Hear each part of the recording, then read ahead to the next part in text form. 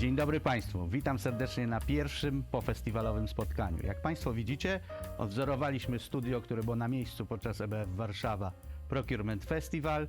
No i jako pierwszego zaprosiłem dzisiaj do studia Piotra Matysika, prezesa Market Planet. Cześć Grzegorz. I chyba będzie tak, że jako ostatni nakręcony materiał zostanie wyemitowany jako pierwszy, więc... U nas zawsze jest wszystko inaczej, tak? Prowadzący prowadzili, uczestnicy przejmowali rolę prowadzącego, ale dzisiaj ja postaram się Piotra zapytać o parę rzeczy związanych z samym festiwalem. Piotr, Tak.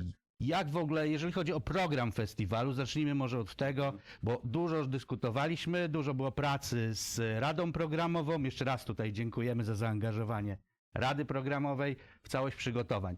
Czy ten materiał związany z samą tematyką EBF Procurement Festival się sprawdził? Czy to, co założyliśmy, jakby budując te pierwsze wizje, które powstawały, no ja nie ukrywam, właśnie w głowie prezesa, tak?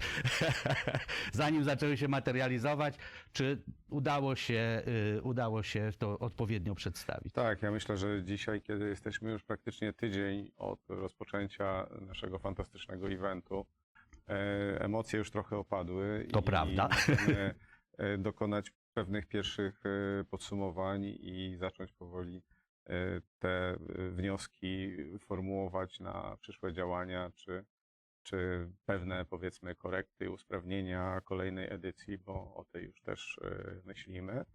Natomiast wracając do samego programu, myślę, że program zrealizowaliśmy z nawiązką, czyli wszystkie założenia, które dotyczyły tej, powiedzmy, naszej merytorycznej ścieżki, zrealizowaliśmy w odbiorze uczestników. Wszystko zostało zaprezentowane i zasymilowane bardzo, bardzo fajnie. Aczkolwiek wielu rzeczy też troszeczkę baliśmy się, bo agenda, którą zaprezentowaliśmy w tym roku, nie jest typową agendą, powiedzmy, widoczną na konferencjach zakupowych. Właśnie, eksplorując trochę ten wątek, bo to, przypominam raz jeszcze, festiwal, nie konferencja, tak? Tak, festiwal, nie konferencja.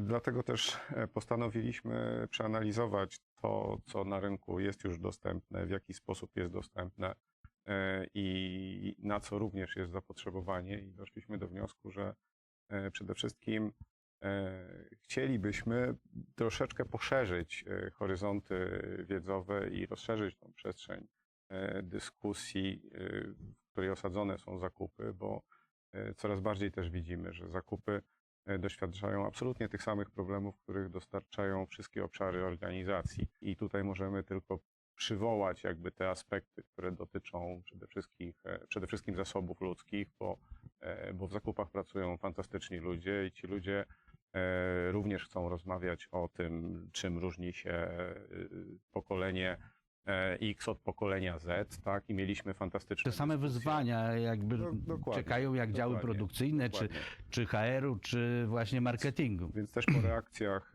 widowni, uczestników widzieliśmy, że te właśnie zagadnienia spotkały się z bardzo takim pozytywnym odbiorem. I te dyskusje są żywe i pewnie one w jakiś sposób również przybliżą uczestników do poradzenia sobie z tymi wyzwaniami w ich organizacjach, w ich instytucjach i że to będzie jakiś taki zaczyn do tego, żeby no przynajmniej jakoś mocniej ten wątek sobie przerobić, czy o nim jeszcze bardziej pomyśleć. Ja myślę też, że struktura tej agendy była taka, iż staraliśmy się prezentować rzeczy, pozostawiając pewien niedosyt, czyli bazowaliśmy... No słyszałem takie głosy, że było tego tyle, że nie dało się równolegle być na sesjach, na scenie komercyjnej, na scenie publicznej, na scenie Hyde Park, także ten niedosyt na pewno był. Ten niedosyt, on można powiedzieć wręcz był zaplanowany, bo chcieliśmy pozostawić niedosyt niż raczej zanudzić publikę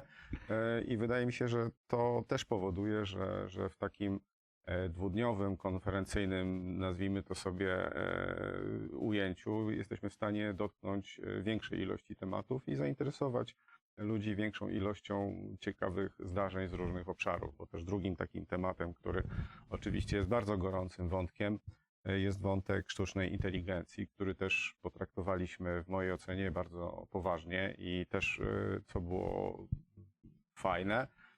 Pokazaliśmy, jak to wygląda z różnych perspektyw. Pokazaliśmy zarówno aspekty tworzenia sztucznej inteligencji, pokazaliśmy reguły odpowiedzialności za to, co stworzymy, czyli wymiar prawny został zaprezentowany oraz oczywiście, jak na evencie zakupowym, zostały przedstawione również możliwości, potencjał wykorzystywania sztucznej inteligencji w samych zakupach, więc wydaje mi się, że właśnie też ta taka perspektywa uzupełniająca czy okalająca właśnie same zakupy, czy właśnie sztuczną inteligencję tak szeroko, no w pewnym sensie powoduje, że ten temat jakoś tak potrafimy zamknąć, tak, z różnych perspektyw i to wydaje mi się też było wielokrotnie gdzieś tam przez uczestników podnoszone i myślę, że też w ten sposób będziemy formatować kolejne Właśnie, nasze moje edycje. następne pytanie do ciebie, co dalej? Co w 2024?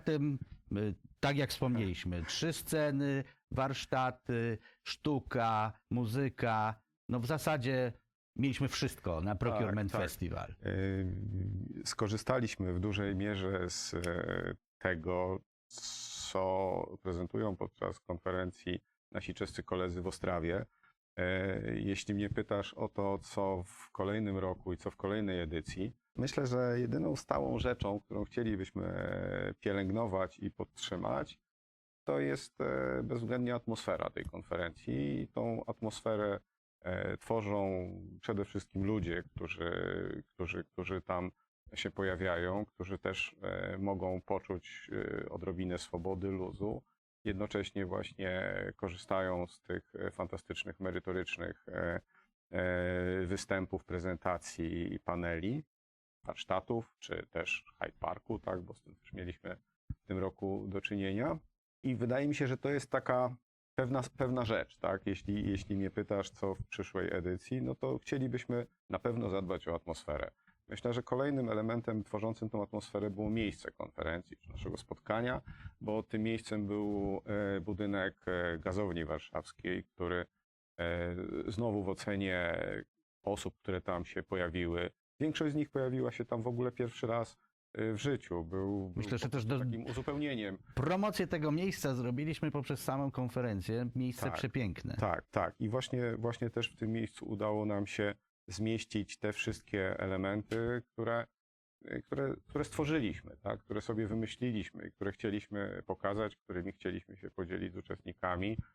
Przypomnę tylko, że nasz event rozpoczął się od takiego galowego wieczoru, podczas którego mieliśmy wernisaż, prezentowane były prace, zarówno malarstwo, jak i fotografia. Mieliśmy również koncert kwartetu smyczkowego, był fantastyczny networking. Wydaje mi się, że to rozpoczęcie już też w jakiś sposób wprowadziło wszystkich w nastrój tego eventu. Kolejne dni już czysto takie, powiedzmy, merytoryczne, też były uzupełnione pewnymi akcentami ciekawymi, tak? I ten taki fajny flow, który uzyskiwaliśmy pomiędzy poszczególnymi salami, gdzie rzeczywiście, tak jak zauważyłeś, mieliśmy do czynienia z takim bardzo szybkim miejscami, przechodzeniem przez tematy. Myślę, że uczestnicy też się do tego przyzwyczaili i każdy jakby umiejętnie wytyczył sobie taką ścieżkę jakby poruszania się po naszym evencie, która umożliwiła mu zdobycie tej wiedzy, którą sobie gdzieś tam wcześniej tak zaplanował, żeby się z nią skontaktować. Więc wydaje mi się, że to były takie bardzo, bardzo fajne akcenty naszego eventu. No i właśnie planując kolejną edycję, też będziemy myśleć w ten sposób. Myślę sobie, że też Na pewno zaskoczymy, nie jedną rzeczą jeszcze. Oczywiście, że zaskoczymy i chyba w tym jest też piękno tego eventu, że trochę jest tak, że wiemy, co nas tam czeka, ale z drugiej strony trochę podróż nieznane. Szanowni Państwo, Piotr, bardzo dziękuję za tą wypowiedź. Mamy plany, znamy już pewne szczegóły. Zapraszamy Państwa na Procurement Festival 2024 już dziś. Dziękuję. Dziękuję.